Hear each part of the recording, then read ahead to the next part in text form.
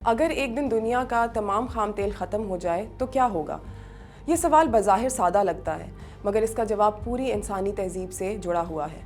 گاڑیاں رک جائیں گی، ہوائی جہاز زمین پر آ جائیں گے، بحری جہاز بندرگاہوں میں کھڑے رہ جائیں گے، کارخانوں کی چمنیاں خاموش ہو جائیں گی، زرعی مشینری رک جائے گی اور پلاسٹک سے لے کر ادویات تک ہزاروں صنعتیں شدید متاثر ہوں گی۔ جدید دنیا کی رفتار جس ایندھن پر قائم ہے وہ خام تیل ہے، جسے دنیا کالا سونا کہتی ہے۔ مگر یہ کالا سونا آخر زمین کے اندر آیا کہاں سے؟ اس کا راز کروڑوں سال پرانی زمین کی تاریخ میں چھپا ہوا ہے۔ لاکھوں نہیں بلکہ تقریباً 5 کروڑ سے 30 کروڑ سال پہلے سمندروں میں بے شمار ننھے جاندار، الجی اور آبی پودے زندگی گزارتے تھے۔ جب یہ مر جاتے تو ان کی باقیات سمندر کی تہہ میں جمع ہو جاتی۔ وقت گزرنے کے ساتھ ان پر مٹی، ریت اور چٹانوں کی نئی تہہ بن گئی۔ زمین کے اندر بڑھتے ہوئے دباؤ اور شدید حرارت نے ان نامیاتی باقیات کو آہستہ آہستہ خام تیل اور قدرتی گیس میں تبدیل کر دیا۔ یہ تیل زمین کے اندر موجود مسامدار چٹانوں میں جمع ہو گیا، جبکہ اس کے اوپر سخت چٹانوں کی ایک تہہ بن گئی جس نے اسے لاکھوں برس تک محفوظ رکھا۔ لیکن کیا انسان ہمیشہ سے تیل کی اس قدر اہمیت جانتا تھا؟ ہرگز نہیں۔ ہزاروں برس تک انسان زمین سے خود بخود رسنے والے اس سیاہ مادے کو صرف ایک قدرتی شے سمجھتا رہا۔ کسی نے اسے عمارتوں کی دیواروں میں استعمال کیا، کسی نے کشتیوں کو پانی سے محفوظ بنانے کے لیے، اور کسی نے اسے دوا یا مذہبی رسومات کا حصہ بنایا۔ اس وقت کسی کے وہم و گمان میں بھی نہیں تھا کہ یہی سیاہ مائع ایک دن عالمی معیشت، سیاست اور طاقت کا سب سے اہم ستون بن جائے گا۔ تیل کی انسانی تاریخ تقریباً 5000 سال پرانی ہے۔ قدیم میسوپوٹیمیا جو آج کے عراق کا حصہ ہے، وہاں زمین سے نکلنے والے بٹومن کو اینٹیں جوڑنے، نہریں بنانے اور کشتیوں کو واٹر پروف کرنے کے لیے استعمال کیا جاتا تھا۔ قدیم مصر میں اسے ممی بنانے، ادویات اور تعمیرات میں جگہ ملی، جبکہ فارس اور موجودہ آذربائیجان میں زمین سے نکلنے والے قدرتی تیل اور گیس کے شعلے صدیوں تک لوگوں کے لیے حیرت اور عقیدت کا باعث رہے۔ اس کے باوجود تیل صدیوں تک صرف ایک محدود قدرتی وسیلہ ہی رہا، کیونکہ انسان کے پاس اسے زمین کی گہرائیوں سے نکالنے کی ٹیکنالوجی موجود نہیں تھی۔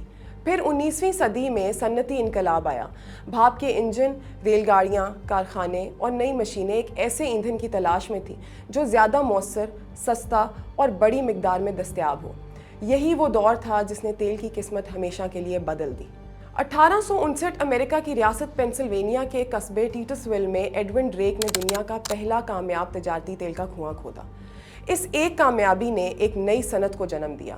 چند ہی برسوں میں امریکہ میں سینکڑوں کنویں کھودے گئے، ریفائنریز قائم ہوئیں اور خام تیل عالمی تجارت کی سب سے قیمتی اشیاء میں شامل ہو گیا۔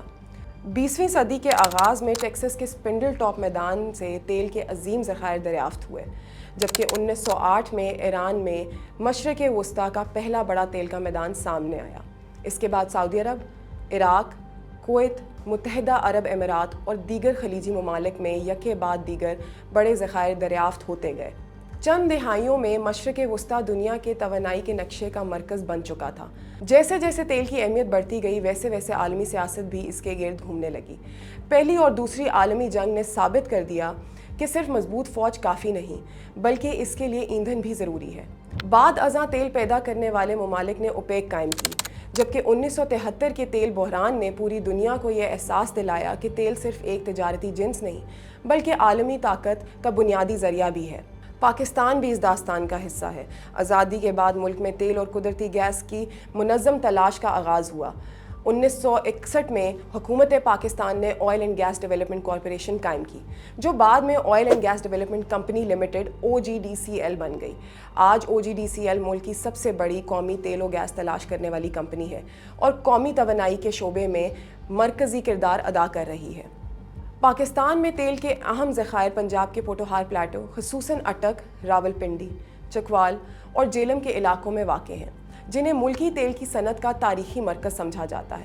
اس کے علاوہ سندھ کے بدین، سانگھڑ، خیرپور اور گوٹکی، خیبر پختونخوا کے کوہاٹ، کڑک اور لکی مربت، جبکہ بلوچستان کے بعض علاقوں میں بھی تیل اور قدرتی گیس کی تلاش اور پیداوار جاری ہے۔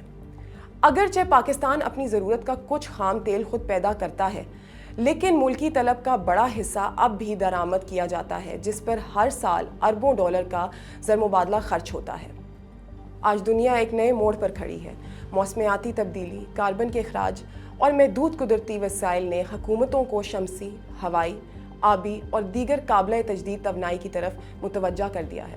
اس کے باوجود حقیقت یہ ہے کہ خام تیل اب بھی عالمی معیشت کی ریڑھ کی ہڈی ہے اور آنے والے برسوں تک اس کی اہمیت برقرار رہنے کے امکان ہیں۔